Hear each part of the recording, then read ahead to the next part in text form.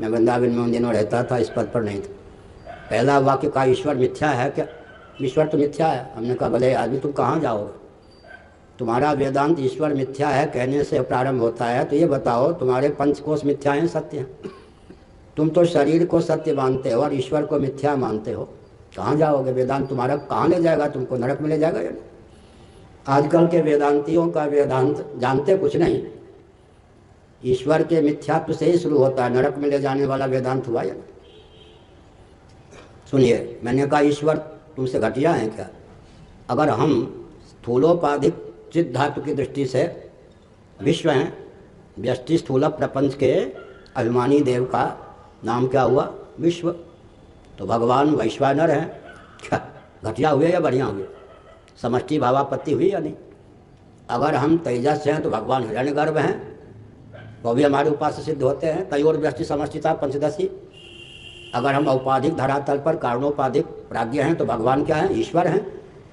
अगर हम शोधित अहमर्थ की दृष्टि से तुरीय हैं तो भगवान क्या हैं? ब्रह्म है।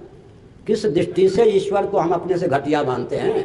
उन वेदांतियों से करोड़ों किलोमीटर दूर अंदर से उनको शराबी कबाबी समझकर रहना चाहिए, जो ईश्वर के नाम पर हमको नास्तिक श्रोमण बनाते हैं। अहंकार का पोषण हुआ या नहीं? तो मैंने कहा तुम्हें तो नहीं मालूम,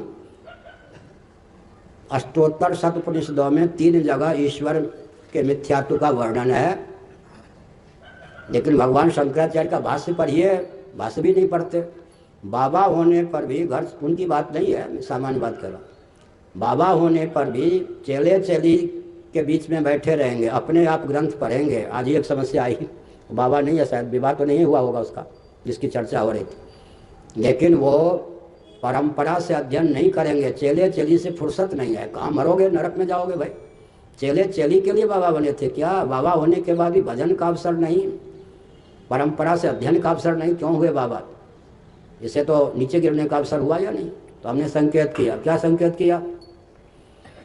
भगवान शंकराचार्य के भाष्य में एक शब्द भी प्रमाद के कारण छूट गया तो अर्थ का अनर्थ हो जाएगा। शंकराचार्य लिखते हैं ऐसे स्थलों पर संज्ञा लगा देनी चाहिए। ईश्वर मिथ्या है का अर्थ क्या? ईश्वर संज्ञा मिथ्या है।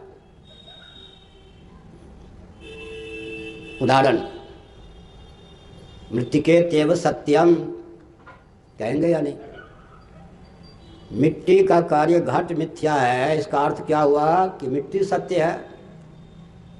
तो जब घट कार्य है उसको मिथ्या कह दिया तो मिट्टी मिथ्या हुई या मिट्टी की कारण संज्ञा मिथ्या हुई? क्या संज्ञा मिथ्या हुई या मिट्टी मिथ्या हुई? संज्ञा ना। अब एक एक शब्द पर ध्यान नहीं जाता तो नास्तिक श्रोमणी वेदांत के नाम पर लोग हो जाते हैं। शंकराचार्य ने सब जगह लिखा संज्ञा, क्योंकि सापेक्ष हुआ ना। जब कार्य है तो किसी वस्तु का नाम कारण है। क्या शिखी ध्वस्त है, चोटी वाला कोई व्यक्ति सन्यासी हो गया या फैशन के कारण चोटी कटा ली, तो क्या बोलते हैं संस्कृत में? शिखी ध्वस्त। चोटी वाला ध्वस्त हो गया। चोटी वाला तो जीवित है भाई, चोटी वाला नाम उसका नहीं रह गया। क्या यही ना? शिखी ध्वस्त का अर्थ क्या है? तो चोटी वाला तो मर गया और चोटी वाले संज्ञा समाप्त हो गई। संज्ञा न समझने पर वेदांत में बवंडर नास्तिकता की पराकाष्ठा। ईश्वर मिथ्या नहीं है। तुम जीव सत्य हो तो ईश्वर मिथ्या कैसे है? कार्य की अपेक्षा ईश्वर को कारण कहते हैं। ईशितव्य के मिथ्यात्व का, जिसका ईशन किया जाता है, उसके मिथ्यात्व का निश्चय हो जाने पर ईश्वर की कारण संज्ञा मिथ्या हो जाती। प्रकृतिम पुरुषंचैव विध्यनादि भावपि, गीता 13वां अध्याय। उसके भाष्य में शंकराचार्य महाभाग ने कहा प्रकृति को अनादि क्यों कहा? ईश्वर संज्ञा ही ब्रह्म की तब होगी जब प्रकृति को मानेंगे। मयाध्यक्षेण प्रकृति श्रूयते सचराचरम मम यो निर्महत ब्रह्म। इसका मतलब ईश्वर संज्ञा मिथ्या है ना। संज्ञा पर ध्यान न देने पर शंकराचार्य को कुछ का कुछ लोग समझकर बवंडर फैलाते हैं।